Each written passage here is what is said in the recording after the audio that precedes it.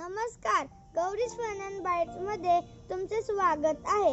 आंब्याचा सीझन सुरू आहे. आमच्या झाडाला खूप आंबे लागलेले आहेत. तर आपण मम्मीला सांगूया आंब्याची करम कर.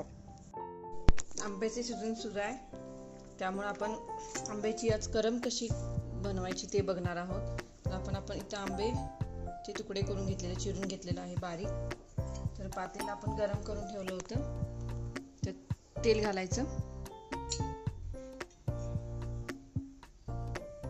तेल तापून झाल्यावर एक छोटा चमचा मोहरी घालायची,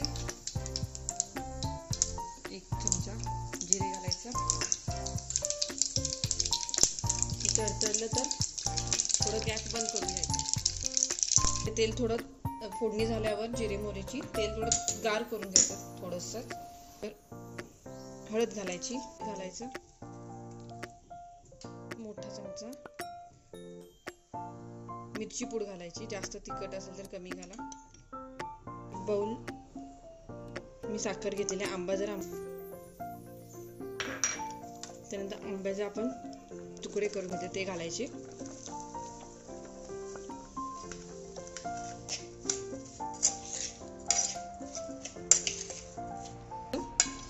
एकजीव करून घ्यायचं पूर्ण. त्याला थोडं एक 10-15 मिनिटं असंच ठेवून द्यायचं, म्हणजे त्याला पाणी सुटतं. बघू शकता आंब्याची करम आपली तयार झाली. हे पाणी सुटले छान मस्तच. ही आपली आंब्याची करम तयार आहे. अशाच माझ्या रेसिपी आवडत असते तर like, comment, share, subscribe. Thank you.